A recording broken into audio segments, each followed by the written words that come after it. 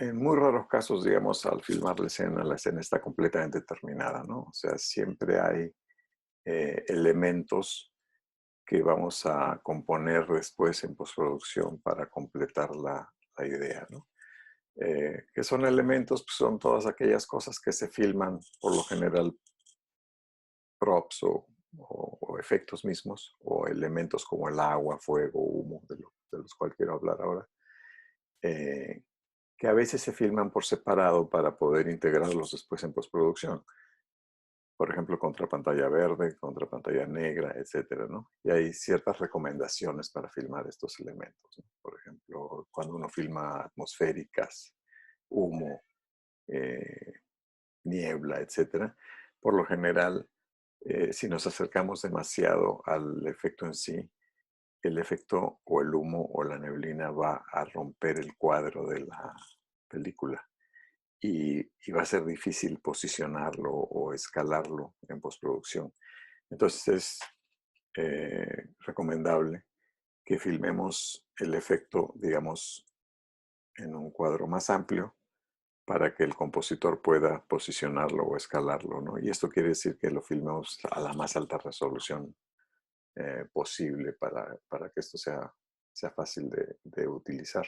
Humo, fuego y agua son tres elementos complejos, complicados para producir, sobre todo en miniatura, ¿no?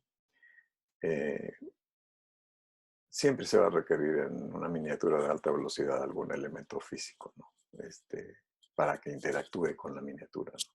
Y los más típicos pues, son el humo, el fuego y el agua. Esos son los más típicos. El humo es relativamente fácil de escalar, ¿no? Después viene el fuego, después viene el agua, que es la, la más complicada, ¿no? El fuego, por ejemplo, parpadea a una velocidad que cuando se reduce a escala, hace que parezca que el tamaño del parpadeo no se vea suficientemente rápido, ¿no? Y el tamaño de los bordes de las flamas son excesivos para la miniatura, ¿no? Entonces, cuando uno va a utilizar fuego en una miniatura, hay que procurar fabricar esa miniatura a la mayor escala posible.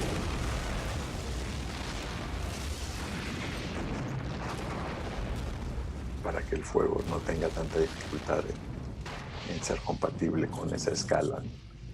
Ahora, si no podemos hacer eso y nuestra miniatura es pequeña, entonces tenemos que ver alguna forma de aumentar la velocidad del parpadeo de la llama. Y es un poco paradójico porque no podemos filmarla a muy alta velocidad, una llama, porque eso va inmediatamente a mostrar que que está en una escala equivocada. Entonces, por lo general, lo que hacemos es echarle aire, a presión a la llama para romperla, ¿no? Y que se vea un poco más escala, ¿no? El punto principal es agitar la llama de alguna forma, ¿no? ¿Cómo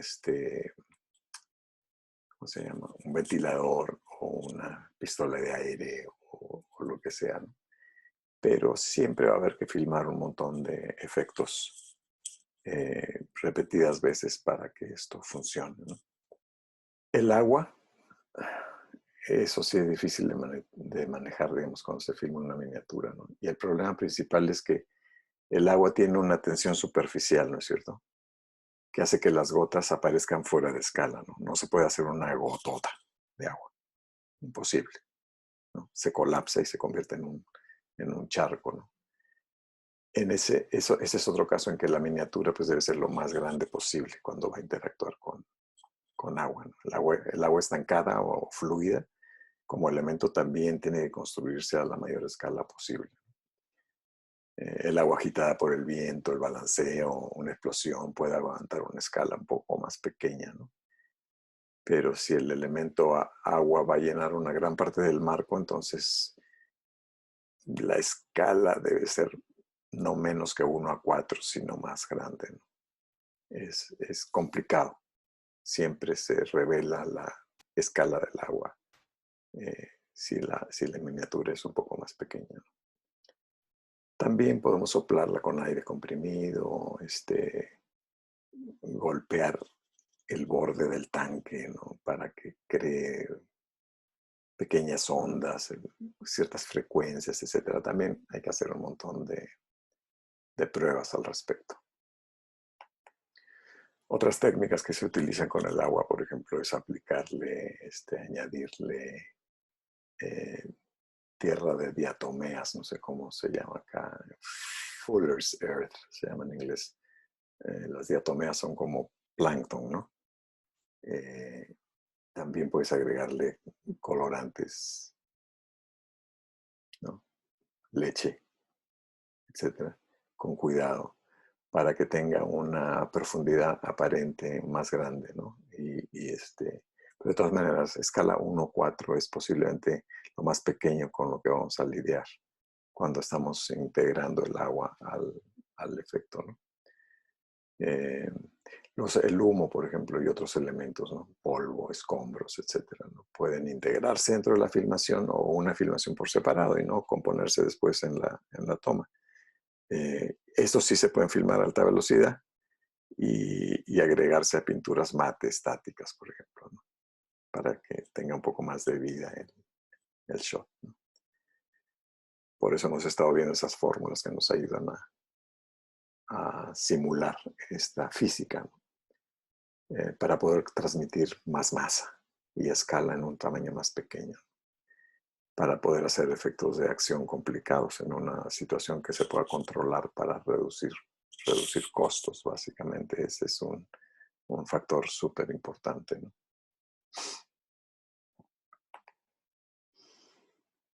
Si un efecto requiere, por ejemplo, una destrucción interactiva, ¿no?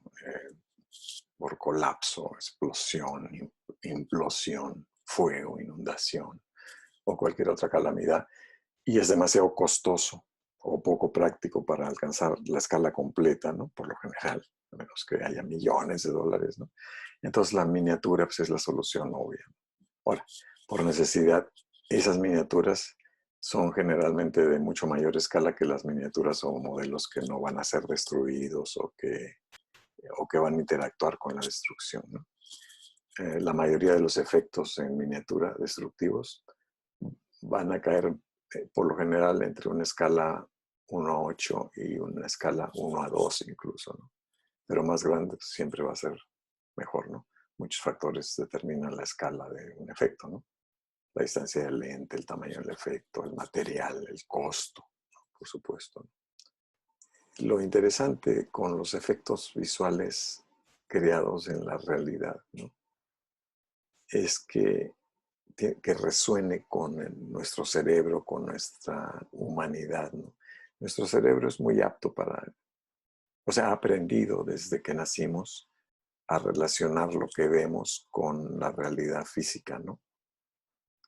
Por ejemplo, las texturas de la superficie de los edificios en miniatura, de los vehículos, de los paisajes, los planetas, las naves extraterrestres, etcétera, tienen una cierta magia que es muy difícil de realizar por completo en la computadora. Y todo eso se puede en realidad conseguir a una escala mucho más pequeña sin sacrificar la verosimilitud o la realidad. Escalas de 1-12 a 1-48, por ejemplo, son muy comunes y pueden producir efectos visuales muy sorprendentes y poderosos, ¿no? Como el autito que usamos en una de las clases para hablar sobre la velocidad, la masa, la inercia, etcétera, ¿no? Muchas veces los mismos artistas digitales, o sea, aquellos que trabajan en 3D, te piden, si es posible, filmar ciertas partes o ciertas escenas con miniaturas reales, porque son conscientes no solamente, no tanto de la dificultad de realizar un modelo y una animación, ¿no? Utilizando los medios a nuestro alcance a través de programas 3D como Maya o 3D Studio y otros, ¿no? Pero es una cuestión de verosimilitud, o sea, es una cuestión de cómo creas una imagen que nuestro cerebro sea capaz de aceptar, ¿no? Porque es muy apto para eso, ¿no? Eh, por ejemplo, en el caso de un combate aéreo de avión a avión, pues es fácil relativamente hacerlo eh, con 3D, porque nuestro cerebro no está acostumbrado a vivir esa situación, a menos que seas un piloto de combate, supongo. Pero cuando el avión choca contra algo, ese choque físico eh, es sumamente difícil, ¿no? Que se pueda lograr totalmente y con mucha verosimilitud en 3D. ¿No? Por supuesto, nuestra mente ya está acostumbrada a aceptar que los Transformers están ahí, son físicos y chocan y suenan el metal y las explosiones y los golpes y todo, ¿no? Pero dentro de una película de carácter realista, digamos, en donde ocurren este tipo de efectos, hay que tener mucho más cuidado porque el cerebro se ha puesto en una situación de observación de la realidad, en donde cualquier cosita que se salga de eso va a ser más o menos evidente, ¿no? Hacer cine, pues es caro, ¿no? Como ya sabemos. Entonces, por eso crear efectos especiales en miniatura pues, reduce el tamaño del evento, ¿no? Por lo tanto, el costo, ¿no? Lo hace más manejable, ¿no? Lo hace más rentable. Ya hemos visto, por ejemplo, que ralentizando simplemente la velocidad de reproducción, o sea, filmando más rápido, proyectando más lento, ¿no? O a la velocidad estándar, ¿no? Eh, se, se, aprovecha la verdadera física que está asociada con ese evento, ¿no? Hace que parezca más grande en escala, ¿no? Pero la cuestión es encontrar esa relación mágica, ¿no? Entre las velocidades de disparo a gran escala y en miniatura, ¿no? La velocidad y la escala de la cámara no son exactamente proporcionales. O sea, en otras palabras, disparar un conjunto y un evento a escala 1:4 no significa necesariamente que deba dispararse a 96 cuadros por segundo, ¿no? O sea, 24 cuadros por 4, ¿no? Para que parezca real, ¿no? Hay un término medio que proporciona una apariencia más realista y esto hay que encontrarlo. Es una cuestión de pruebas y pruebas y experiencia y también de estilo, ¿no?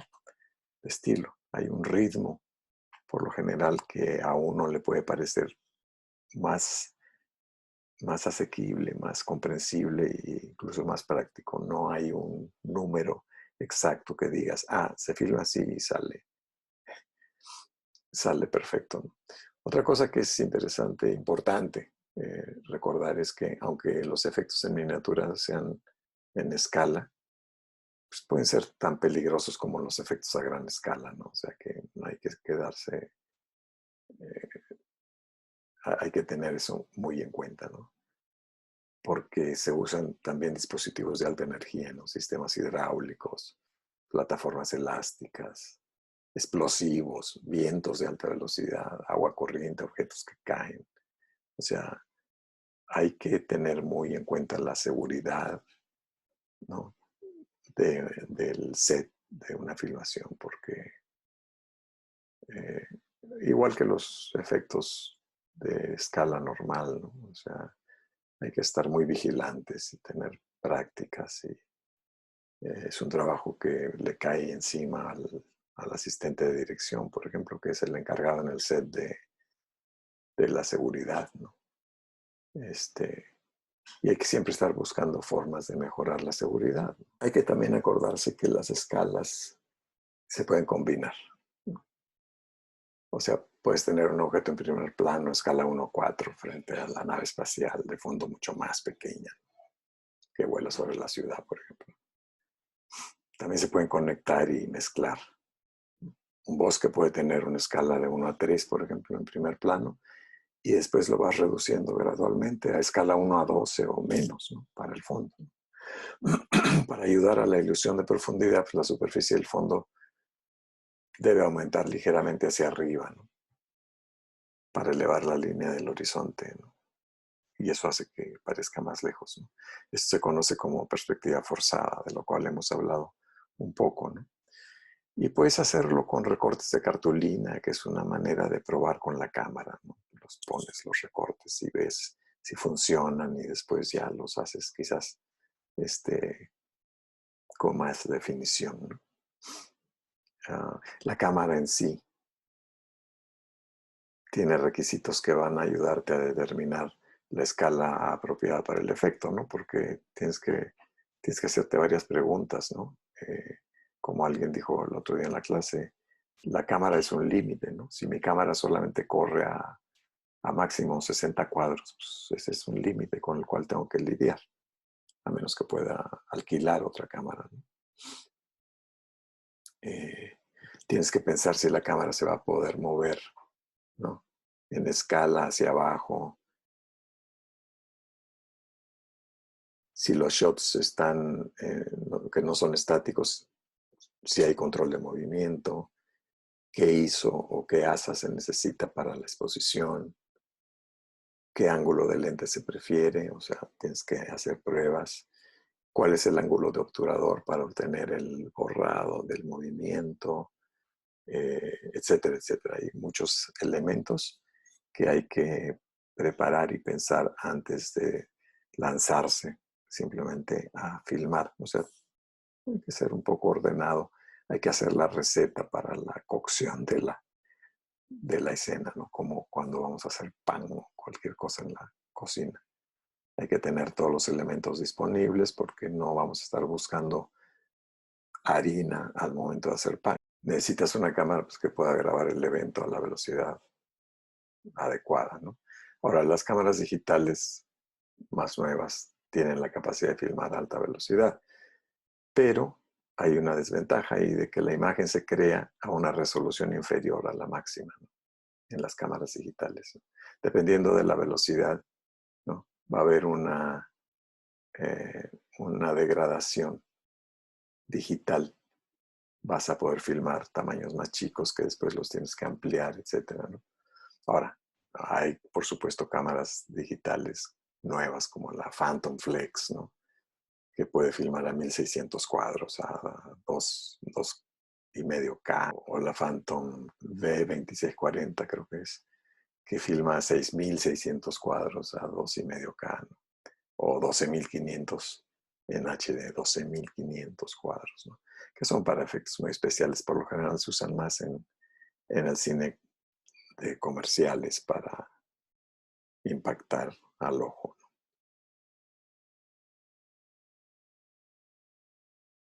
Y por supuesto, cuando estamos hablando de grandes velocidades, incluso de no velocidades muy grandes, sino de 120 cuadros por segundo, qué sé yo, tenemos un problema que hay que considerar con la profundidad de campo, ¿no? Una consideración muy importante, ¿no? Porque necesitas esa profundidad de campo suficiente y necesitas poder enfocar la mayoría de las miniaturas, etcétera, y siempre hay que cerrar el diafragma y necesitas por lo tanto una gran cantidad de luz, etcétera, ¿no? Eso, bueno, eso ya lo hemos visto. Otra cosa que quería mencionar es algo sobre la pirotecnia, ¿no? Porque quizás lo que más relacionamos con los efectos especiales pues, son las explosiones y los derrumbes y los cataclismos, etcétera, ¿no? Siempre que uno habla de efectos especiales, la gente piensa que es lo que hace, estás explotando cosas todo el tiempo, ¿no? Aunque a veces uno quisiera hacer eso, ¿no? Entonces, pero en el caso de la pirotecnia, pues hay que tener muchísimo cuidado. Por ejemplo, yo no sé cuál es cuáles son las regulaciones acá en Chile, pero en Estados Unidos pues tienes que tener licencias y estar registradísimo porque vas a manejar explosivos, ¿no? Se pueden imaginar, digamos, que no cualquier persona puede explotar algo en ningún lado, ¿no? Pero hablando en general de la pirotecnia, ¿no? Hemos visto, por ejemplo, que la raíz cuadrada de la escala multiplicado por la velocidad de filmación, ¿no? Es un punto de partida para determinar la velocidad de filmación de la miniatura, ¿no? Ahora, eh, es una buena base, ¿no? Es una buena base, excepto cuando filmamos pirotecnias, o sea, explosiones, etcétera, ¿no? eso tiene mucha influencia en la velocidad de la filmación. O sea, va a determinar prácticamente la velocidad de la filmación. Porque las explosiones en miniatura, digamos, ocurren en un tiempo mucho más corto que las explosiones en tamaño real, en tamaño completo. Entonces, la velocidad de la filmación se puede aumentar para compensar el PIRO, que se llama, ¿no? O pyro, ¿no? Y puede sincronizar, digamos, con controles electrónicos para que la filmación, por ejemplo, ocurra utilizando múltiples explosiones continuas, una tras de otra, ta, ta, ta, ta, ta, ta, para que parezca que es como más lenta, ¿no? Porque ocurren muy rápido en miniatura, ¿no? Si no podemos hacer eso, si la explosión no la podemos alargar, ¿no? Entonces los componentes de la miniatura que van a caer van a necesitar acelerarse más rápido que la gravedad para hacer caer la miniatura a una velocidad que equilibre la velocidad de filmación más alta que ha establecido el PIRO, o sea, la explosión, por ejemplo, ¿no? Esto podría considerarse como una especie de gravedad forzada, ¿no? Y para esto se usan pistones neumáticos conectados a cables, etcétera, que pueden derribar el modelo, ¿no? Para que se derribe más rápido de lo que la gravedad permitiría, ¿no? Y se utilizan pesos y poleas, etcétera, que nos dan las poleas, como ustedes saben, nos dan ventajas mecánicas que se pueden calcular muy fácilmente, ¿no? 2-1, 3-1, 4-1, etcétera. Y los pesos están conectados al modelo más rápido de lo que haría la gravedad. O sea, fuerzan la miniatura hacia abajo a un ritmo más rápido que la gravedad, ¿no? Esta operación cae dentro de lo que se llama rigging, ¿no? Rigging, que es una rama de la industria cinematográfica, pero pues es el uso principal de poleas y pistones y cables, etcétera, para controlar no solamente miniaturas y modelos, sino gente volando por el aire y todo lo demás, ¿no? Por ejemplo, en la demolición de Inception, esa secuencia de demolición de esa gran construcción que está en el cerro y que se viene todo abajo, ¿no?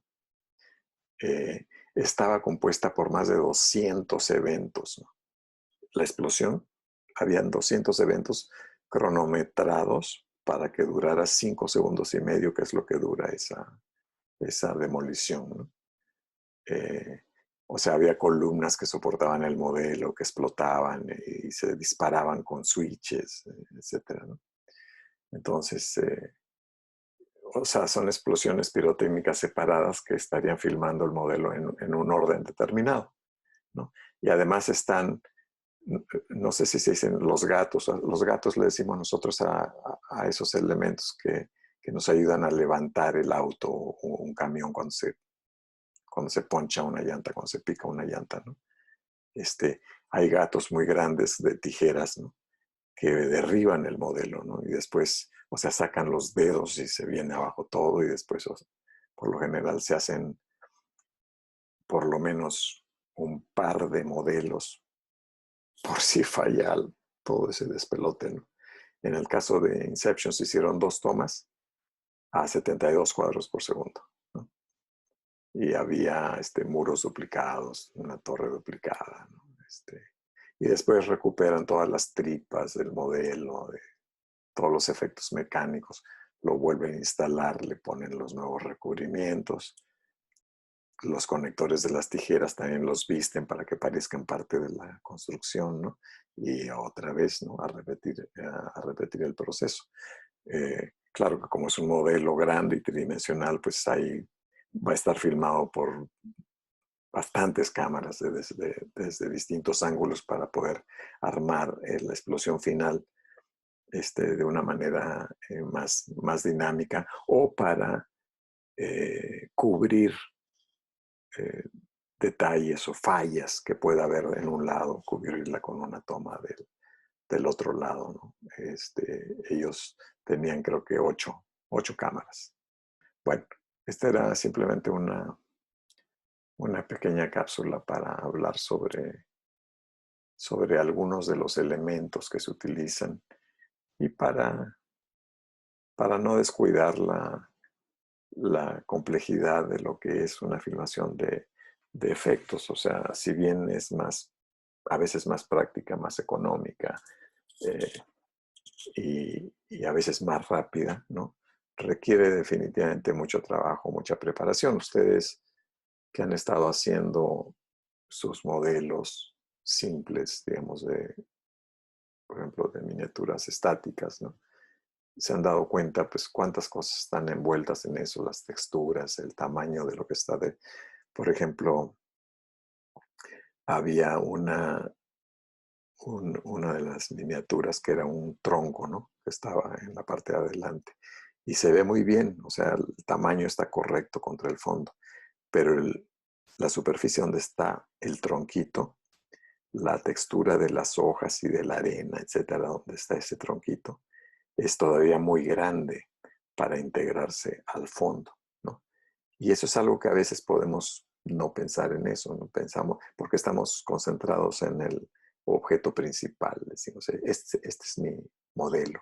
Entonces estás ahí mirando el modelo y ves que todo esté bien con el modelo, pero tienes que examinar todo el resto de elementos que hay en el cuadro, no solamente el modelo. Esto es una clásica falla de filmaciones amateur, ¿no? En donde hay un par de actores quizás ahí hablando en una cocina y el director pues está concentrado en lo que dicen los actores y cómo lo dicen.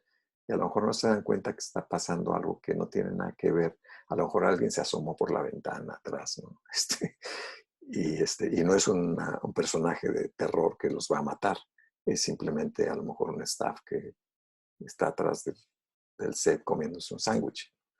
Entonces, y eso no lo ven hasta que está en el momento de la edición y entonces tienen que enviar eso a alguien en After Effects para que quite al baboso este que está ahí atrás, etc. Es típico, ¿no?